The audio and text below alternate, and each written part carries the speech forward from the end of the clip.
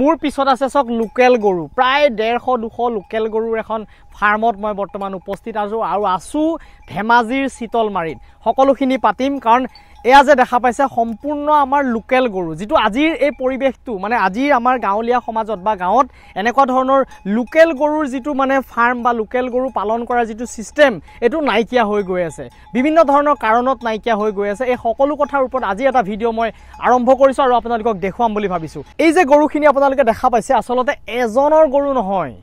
আমাৰ আগৰ পৰা চলি আহিছে যে আমাৰ এনে ধৰণে গৰু চৰাব গৰু ঘৰৰ পৰা লৈ গুছি যায় এনেকে পথাৰতে হক বা ফিল্ডতে হক গৰু চৰাই পেলাই এটা মানে সময় অতিবাহিত কৰিছিল বা গৰু সন্ধ্যা আকৌ সেই গৰু লৈ পেলাই ঘৰলৈ গৈছিল আজি সেই যেটো পৰিবেশ আমাৰ নাইকিয়া হৈ গৈ আছে কাৰণ আমাৰ গাঁৱতে হক বা টাউনিয়া হক আমাৰ জেগাৰ অভাৱ হৈ গৈ আছে জেগাৰ অভাৱ হোৱাৰ কাৰণে আমি গাঁৱত বা ঘৰত আমি গৰু পুহিব নোৱাৰা হৈছো যেটো আমি গৰু পালন কৰিবলৈ জেগা নাই গৰে সেই পৰিবেশটো এই আগৰ দিনৰ সেই পৰিবেশটো মই আজি আপোনালোকক দেখা পাই অকমান আবেগিক হৈ গলো আৰু ভাবিছো অকমান আপোনালোককো দেখাও মোৰ ফালে কেজনমান দাদা আছে চক মই প্ৰত্যেককে চিনাকি কৰাই দিম দাদা অকমান আপোনাৰ পৰিচয়টো দিয়ক নমস্কাৰ মোৰ নাম ৰূপেশ্বৰ পাইত হয় মোৰ ঘৰ চিতলমাৰী আৰু কিমান গৰু আছে বৰ্তমান আপোনাৰ মোৰ বৰ্তমান 35টা আছে 35টা আছে কিমান দিনৰ পৰা গৰুৰ লগত জড়িত আমি একদম সৰুৰে পৰা হয় আমি চতুৰ্থ শ্ৰেণীৰ পৰাই কিমান জনী আপোনাৰ মাইকী গৰু আছে বৰ্তমান মাইকী আমাৰ বেছিভাগ মাইকী আৰু মতাটো খুব কম ৰাখে মানে আসলতে গৰু যে পালন কৰিছে গাখীৰৰ কাৰণে কৰিছে গাখীৰৰ কাৰণে আৰু তাৰ পৰা আৰু এটো দমৰা কেটাও বিকি আচ্ছা এফালে আৰু এজন দাদা আছে অকমান আপোনাৰ পৰিচয়টো দিয়ক মোৰ নাম লক্ষিণা লেতুম হয় আপোনাৰ কিমান গৰু আছে মোৰ 45টা আছে 45টা আছে মানে মাইকী বেছি আছে হয় মোৰ নাম বিৰকুদৰ লেতুম কিমান গৰু আছে আপোনাৰ মোৰটো বেছি নাই বাৰু 45টা মান আছে হয় আৰু এই যে গৰু পালন কৰিছে অকল গাখীৰৰ কাৰণে কৰিছে গাখীৰ পালন কৰিছে আৰু দমৰা কেটা কিবা বেপাৰ হেৰি দিয়ে আৰু এনে ধৰণে ঘাটো খোৱাৰ বাদেও আপোনালোকে আৰু কি খাদ্য ব্যৱহাৰ কৰে কাইদটো কেতিয়াবা ধানৰ খেৰটো দিয়ে আৰু এনেকা ব্যৱহাৰটো কৰো আৰু আচ্ছা তো দাদা কিমান গাখীৰ আপোনাৰ বৰ্তমান কিমান গাখীৰ মানে প্ৰডাকশন হয় আমাৰ এতিয়া কিৰুৱাটো এতিয়া পোৱালি নতুনকৈ দিছেইতো এতিয়া বৰ্তমান 1 কেজি মান দিয়ে আৰু 1 লিটাৰ 1 লিটাৰ আৰু আপোনাৰ মোৰ 2 লিটাৰ মান দিয়ে 2 লিটাৰ মান দিয়ে আচ্ছা এই যে গাখীৰটো আপোনালোকে বিকট বিক্ৰী কৰে নে ঘৰতে খায়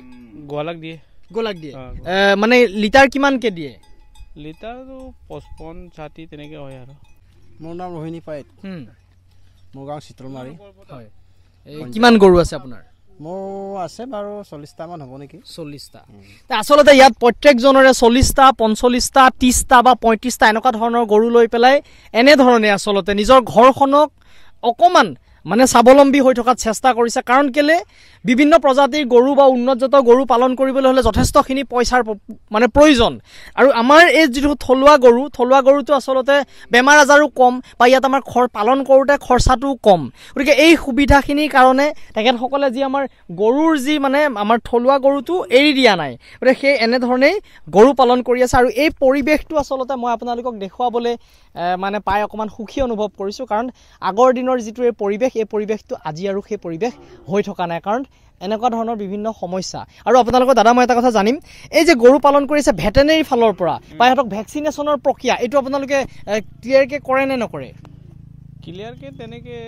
কেতিয়াবা কৰে ক্লিয়াৰকে নকৰে আমি যেতিয়া ভ্যাকচিন মাৰ্ক এটাও পইচা দি পিনে মাৰিব লাগে ভ্যাকচিনো পইচা দি পেলাই কৰিব লাগে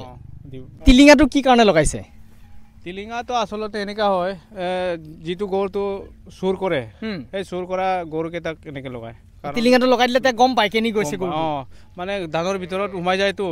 সোমাই যাওঁতে তাক দেখা নাপায় তিলিঙাটো তিলিং বাজি থাকোঁতে সেইটো সেই তাতে আছে বুলি এইটো গমটো পায় আৰু গৰুখিনি কোনো এৰাল দি থোৱা সিস্টেম নাই গৰুখিনি মেলি দিয়া থাকে বা জেগায় চাৰিওকাষটো যদি চাই আপোনালোকে ধান আছে গতিকে এনেকুৱা ধৰণৰ কেতিয়াবা আমাৰ খুব সঘনাই এনেকুৱা ধৰণৰ কাহিনী হয় যে গৰু এজনীয়ে কাৰোবাৰ ধান খাই দিছে বা কাৰোবাৰ কোনোবাই আহি পেলাই গালি পাৰিছে তেনেকুৱা ধৰণৰ এই সিচুৱেশ্যন আপোনালোকৰ মাজত হৈছে কি নাই হৈছে এতিয়া বৰ্তমান চাওক আমি এইটো এই কিনাৰত দান আছে না সেই দানটো আমাৰ দুজনী গায়ে কালে কোৱাৰ পিছতে তাৰ পৰা মালিকটো আহিলে মালিকটো আহি পিনি আমাক গালি গালাজ কৰিছে আৰু এই ক'ত এনেকৈ ৰাখিছে ইয়াত মোৰ ধানটো খাইছে আমুক তামুক এই যাহা তাহা বকিলে আৰু তাৰপিছত আমিও অকণমান কওঁ উঠিলে নহয় জানো কওঁ উঠিলে মানে আমি ক'লোঁ আৰু এই বাইদেউ আপোনাৰ ধানটো ইমান খোৱা নাই নহয় আমি চৰাই আছোঁ বেলেগৰ গৰুৱে খাইছে আমাৰ ৰখাটো কোৱা নাই নহয় এনেকৈ আমি কৈ দিলোঁ আৰু তেতিয়া নাই নহ'ব তহঁতৰটোৱে খাইছে বেলেগ কোৱা নাই তহঁতে ইয়াত ৰখাৰ কাৰণে ইয়াত লৈ বেলেগ গৰু আহিছে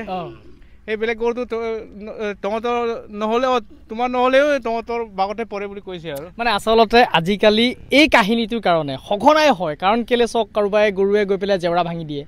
তো জেওৰাৰ আজিকালি বাঁহ দিয়া বা হাজিৰা খৰচা এইবোৰ বহুত বেছি কাৰোবাৰ ঘৰত মানে এইখিনি এটা মানে ইঘৰে সিঘৰে মানে এই পৰিৱেশটোক লৈ পেলাই কাজিয়াও হৈ যায় কাজিয়া সৃষ্টি হৈ যায় না হৈ যায় গতিকে এনেকুৱা ধৰণৰ বহুত মানে কাৰণতো বহুত মানুহে কিন্তু গৰু বা ছাগলী পুহিবৰ কাৰণে এৰি দিছে যদি ভিডিঅ'টো ভাল লাগিলে বন্ধুবৰ্গৰ মাজত আপোনালোকে শ্বেয়াৰ কৰি দিবলৈ নাপাহৰিব আৰু চেনেলটোত যদি মোৰ নতুনকৈ ভিডিঅ' চাই আছে চেনেলটো ছাবস্ক্ৰাইব কৰিবলৈ নাপাহৰিব কাষত থকা বেল আইকনটো দবাই দিব তো আজিলৈ আহোঁ আকৌ নতুন এটা ভিডিঅ'ত লগ পোৱাৰ প্ৰতিশ্ৰুতিৰে বিদায় ধন্যবাদ বন্ধুসকল